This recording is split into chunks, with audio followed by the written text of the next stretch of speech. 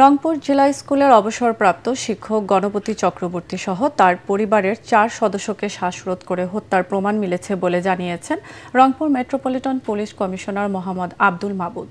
Forensic রিপোর্টে ধর্ষণের কোনো আলামত পাওয়া যায়নি বলেও জানান তিনি। সকালে রংপুর মেট্রোপলিটন সদর দপ্তর মিলনায়তনে এক সংবাদ সম্মেলনে তিনি জানান, মাদক সেবনে বাধা দেওয়ায় পরিবারের প্রত্যেককে শ্বাসরোধ করে হত্যা করেছে মুগ্ধ দাস ও সিদ্ধার্থ দাস। ময়নাতদন্তে ধর্ষণের কোনো আলামত পাওয়া যায়নি। পুলিশ কমিশনার জানান, হত্যাকাণ্ডে অপর অভিযুক্ত সিদ্ধার্থ দাসের পরিবারের কাছে জমি কিনে গণপতি চক্রবর্তী বাড়ি করায় তাদের পরিবারের সদস্যদের মাঝে জমি বিক্রির টাকা ভাগাভাগি নিয়ে ক্ষোভ থাকার বিষয়টি খতিয়ে দেখছে পুলিশ।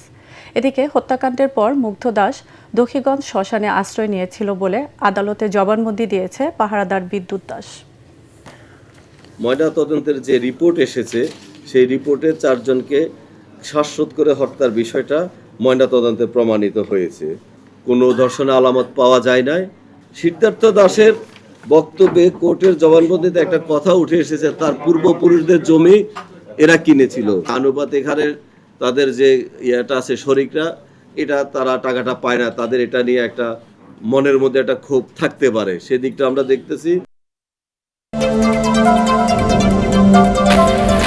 নেপাল ও তিব্বত সীমান্তে প্রবল বন্যা ও পাহাড় ধসে এখন পর্যন্ত 160 জন মৃত্যু হয়েছে। নিখোঁজ রয়েছেন যুক্তরাষ্ট্র, অস্ট্রেলিয়া, নেদারল্যান্ডস ও ভারত সহ 400-এরও বেশি পর্যটক ও তীর্থযাত্রী। বিভিন্ন পাহাড়ে আটকে আছে অসংখ্য মানুষ। আকস্মিক বন্যায় ধ্বংস হয়ে গেছে সড়ক, মহাসড়ক, সেতু সহ বেশ কয়েকটি বিদ্যুৎ প্রকল্প। ভয়াবহ এই পরিস্থিতিতে উদ্ধার তৎপরতার জন্য আন্তর্জাতিক মহলের সহায়তা চেয়েছে দেশটির সরকার। এদিকে নেপালে ভয়াবহ বন্যায় প্রাণহানি ও ক্ষয়ক্ষতিতে গভীর শোক ও সংহতি জানিয়েছেন রাষ্ট্রপতি মির্জা ফখরুল ইসলাম আলমগীর ও প্রধানমন্ত্রী তারেক রহমান।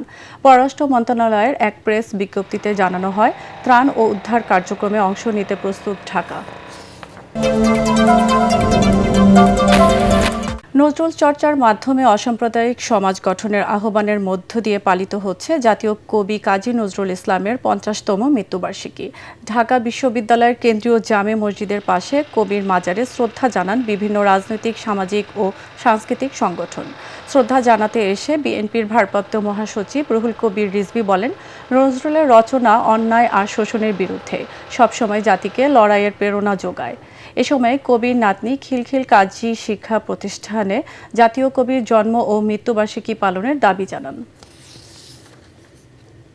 আমি চাই যে স্কুল কলেজে যেন একটি দিন কবির জন্মদিন হোক বা মৃত্যুদিন হোক, তারা যেন এটা পালন করেন। বড়রা ছোটদেরকে গিলে খায়, the big one it's of the little one, সেটার বিরুদ্ধে তার যে দ্রোহ সেটি সমস্ত কালকে অতিক্রম করে যায়। তাই আজও যখন এই দেশকে নিয়ে কেউ কোনো ষড়যন্ত্র করে, চক্রান্ত করে, আমাদের সার্বভৌমত্বকে দুর্বল করতে সচেষ্ট হয়, আমাদের স্বাধীনতাকে বিপন্ন করতে সচেষ্ট হয়, তখন তার বিরুদ্ধে দ্রোহের যে আগুন জ্বলে ওঠে, তার প্রধান উৎস হচ্ছে কাজী নজরুল ইসলাম, তার গান, তার কবিতা, তার উপন্যাস, তার লেখনী। আজ শুরু হচ্ছে ত্রয়োদশ জাতীয় সংসদের 3য় অধিবেশন। স্পিকার হাফিজ উদ্দিন আহমেদের সভাপতিত্বে অধিবেশন শুরু হবে বিকেল 3টায়। এবারের অধিবেশনে সংসদীয় বিভিন্ন কমিটি গঠন ও গুরুত্বপূর্ণ বিলকে অগ্রাধিকার দেওয়া হবে বলে জানিয়েছেন সরকার দলীয় চিফ হুইপ নুরুল ইসলাম মনি। তিনি বলেন, 3য় অধিবেশনে 7 বা 10 দিনের সংক্ষিপ্ত বৈঠক হতে পারে। জানান, সম্পত্তি হস্তান্তর এবং গুম ও মানবাধিকার সুরক্ষা সংক্রান্ত বিলের মতো গুরুত্বপূর্ণ 6টি বিল এবার উত্থাপিত হবে। সংবিধান সংশোধন কমিটিতে বিরোধী দল তাদের প্রতিনিধিদের নাম দ্রুত দেবে বলেও আশা করেন চিফ হুইপ।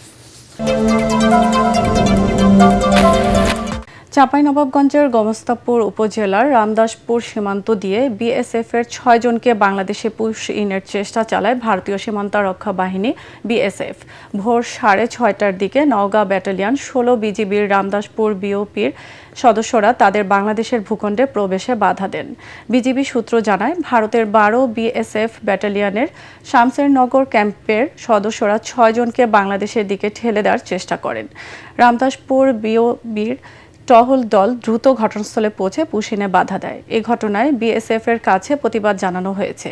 সীমান্তে টহল ও নজরদারি জোরদার করেছে বিজিবি।